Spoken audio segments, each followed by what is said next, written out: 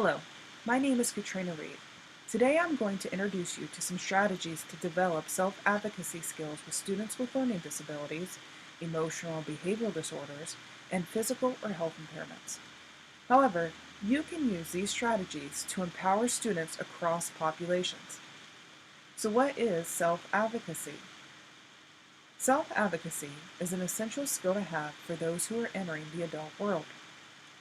Self-advocacy enables someone to know where to turn to for help and to know how to fight for what is needed.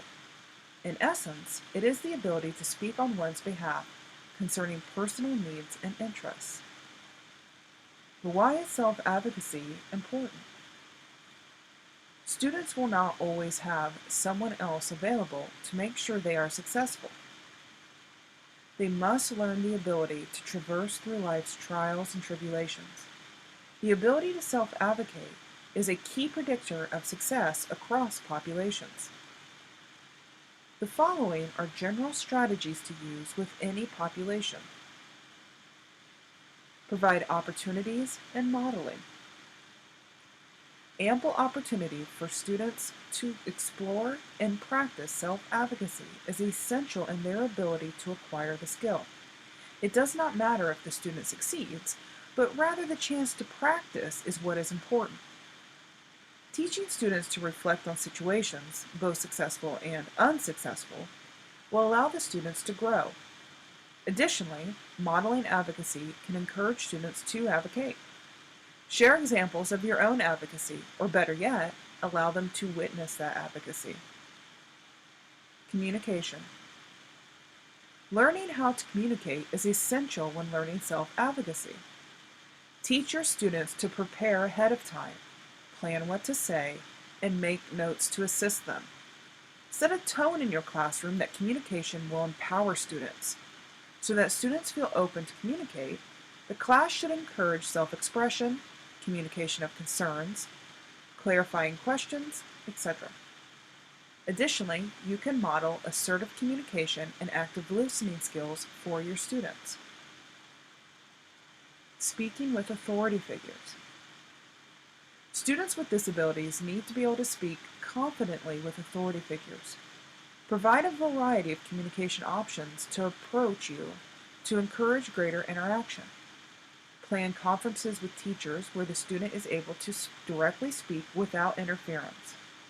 Another strategy is to encourage active participation in IEP or 504 meetings. These strategies will allow students to develop confidence in speaking with authority figures and to practice communicating about their disability. Knowing rights. Students with disabilities need to be familiar with their rights under the law. Discuss what protections they have under IDEA, the Rehabilitation Act, and the Americans with Disability Act. Provide them with opportunities to explore their rights and to exercise those rights with projects and writings. Now let's look a little closer at three specific populations. First, we will examine strategies for students with learning disabilities. Students with learning disabilities need to identify their own academic strengths and needs, to know accommodations that help, and the environment they learn best in. In order to be able to do this, students with learning disabilities should review assessment results with the specialists who tested them, talk to teachers to gather information, and to reflect on what has challenged them, what has allowed them to succeed, and what they prefer in order to learn. Next, we will look at a technique to use with students with emotional and behavioral disorders. Self-advocacy for students with emotional and behavior disorders can be particularly difficult because they tend to lack social skill competence and effective communication skills. Self-regulated strategy development, SRSD, is a persuasive writing strategy used to increase self-advocacy skills in students with emotional or behavioral disorders. Once the skills are taught, there is an emphasis on using these techniques in a variety of tasks. Finally, we will examine strategies for students with physical or health impairments. The attitudinal barriers put into place by teachers can be more difficult to overcome than the barriers created by physical impairment. In other words, the attitude of teachers can cause damage to the ability of individuals to advocate.